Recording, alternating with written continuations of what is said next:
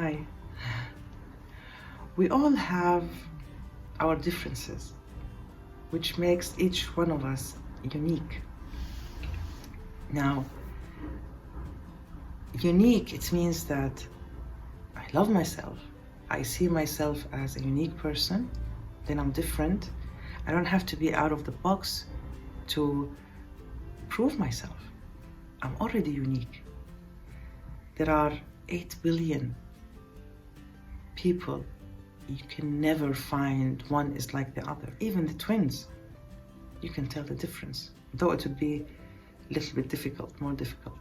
Feeling unique, it has to do with loving oneself, and there are other two things which has to do with feeling this uniqueness is imitating, and the third is to feel that you are unique.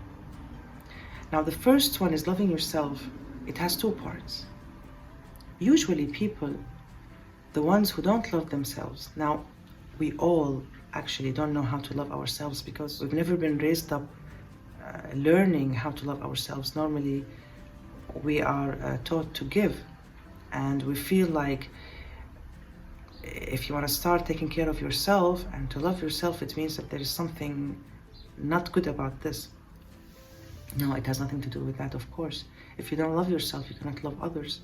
The mother on the plane, when there is a critical situation, they would ask her to put the mask first and then to put it on her kids' faces. So you need to take care of yourself first, and there's nothing wrong with that.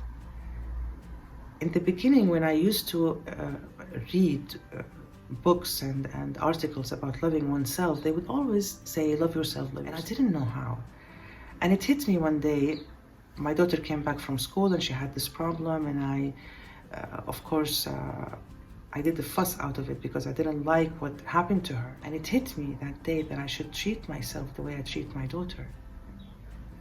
So I started training myself, and whenever I have some kind of imbalance at this matter, I would go back and I would ask myself, would I let this happen to my daughter or my son? And then I would go back on the right track and start taking care of myself. It has nothing to do with being selfish. You can always give. At the same time, giving out of sacrifice, it's not the right way of giving. Giving out of love, this is the right way of giving. And out of love, you need first to love yourself. And when the tank is full, then you can give to others. But sacrificing, it's actually hating yourself because you're not taking care of yourself. You keep on sacrificing. You don't think about yourself. You don't think about your feelings, about what you need, your needs, and you just give and give.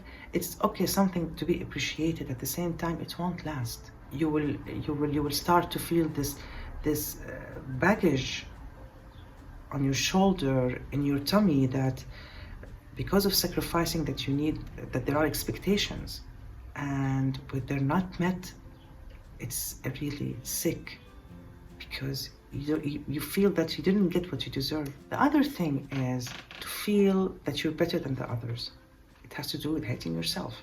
Sacrificing is not loving yourself, is hating yourself, and feeling that you are better than the others is also hating yourself. And usually you find people who are a bit snob, they have so many complications within their personality. It has to do with loving them when they were in their childhood, especially when it has to do, the boy, he didn't get enough love from his mom. Of course, it will affect him if his dad wasn't pleased with what he did. But the mother, emotionally, it affects the child if he was a boy. And the girl, it affects her when her dad doesn't love her. It really affects her badly. And that's why you can find this imbalance, and they feel they cover themselves with this snob feeling that they are better than the others to protect their feelings and themselves from any hurt from the other. So they act this way, they walk this way with this shield. What I do in my sessions is we search for this feeling which caused that person to want to sacrifice or to feel better than the other. It can be sadness, for example, it can be frustration, it can be love unreceived, so many different negative feelings can be stuck within the body and causing this. The second thing is imitating. When someone imitates you and you feel that you're unique, I think it's something funny and it's something nice, it's cute.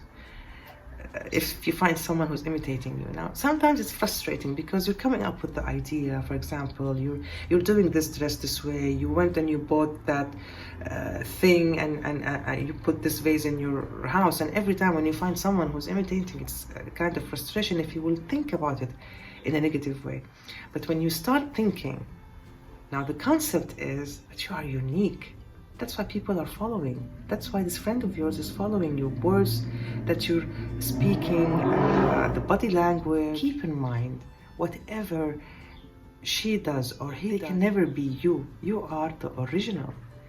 Even on social media, sometimes you find that an interior designer, for example, he comes up with ideas and there's another one who is copying them. It won't be the same. The original stays original. They have their own identity, they have their own way of doing things. It can never be like you.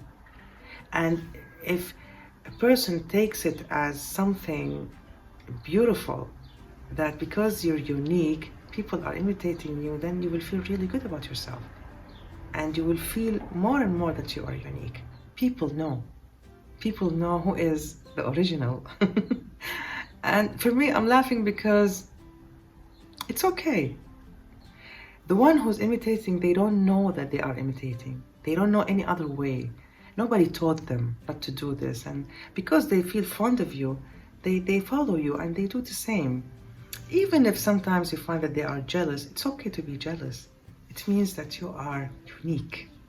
And this is something nice. The third thing is to feel your uniqueness, even if there are negativity within you, even if you have negative things, if you don't want to evolve, if you don't want to work on them, you're still unique. Appreciating oneself is very important in a person when they want to feel unique. You are unique without doing anything. Nobody can copy the way you walk, your way, the body language, they can copy the gestures, for example, but it cannot be, they don't have this personality that you are always going to be different. 8 billion people, nobody is the same. And this is unique, and this is great. You have this identity within you, so you are unique. You don't need to do anything. You're different, you're beautiful, you're lovely. Just the way you are. Just the way you are. Bye.